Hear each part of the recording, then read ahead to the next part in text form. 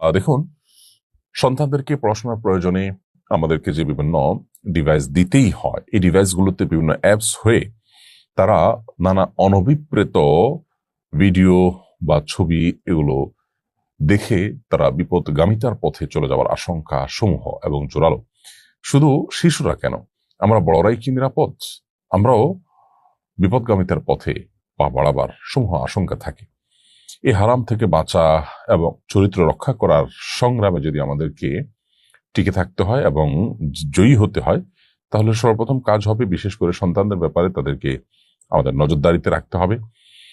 ডিভাইসগুলো আমাদের সামনে ব্যবহার করতে দিতে হবে। এমন হতে পারে যেমন আপনার কম্পিউটার বা ল্যাপটপ বাসার এমন একটা জায়গায় আপনি স্থাপন করলেন যে বাচ্চা কি ব্রাউজ করছে না করছে তার সবগুলো আপনি দেখতে পাচ্ছেন, আপনার নজরদারিতে থাকে। এটা করা উচিত। এটা যদি আমরা না করি তাহলে আমাদের অজান্তে, আমাদের অগোচরে সন্তান ভুল কোনো পথে পা বাড়াতে পারে। এটা একটি বিষয়। দ্বিতীয়ত হলো, আমরা জানি যে আজকাল বেশ কিছু অ্যাপ বেশ কিছু প্রোগ্রাম বের হয়েছে যেগুলো আমাদের সন্তানদেরকে এবং আমাদেরকেও এরকম হারাম বিভিন্ন চিত্র বা ফুটেজ, ভিডিও এগুলো দেখা থেকে বেঁচে থাকতে সাহায্য করে, সহযোগিতা করে। যেমন কাহাফ গার্ড, এটি বেশ চমৎকার একটি অ্যাপ। আমি নিজে আমার মোবাইলে এটিকে ডাউনলোড করেছি।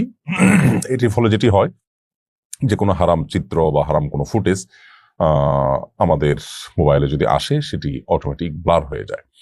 তাহলে আমাদের সন্তানদের চোখ এবং ইমান, তাদের চরিত্র এগুলোকে হেফাজত করবার জন্য আমরা এই জাতীয় কাহাফ গার্ড বা এরকম আর কোনোটা থাকলে, বিশেষ করে কাহাফ গার্ডটা আমি জানি যে এই অ্যাপ আমরা ডাউনলোড করে তারপর সেই ডিভাইস সন্তানের হাতে দিতে পারি। তাতে ইনশাল্লাহ সন্তান অনেকখানি সেফ থাকবে, আল্লাহ যদি হেফাজত করেন তাদেরকে।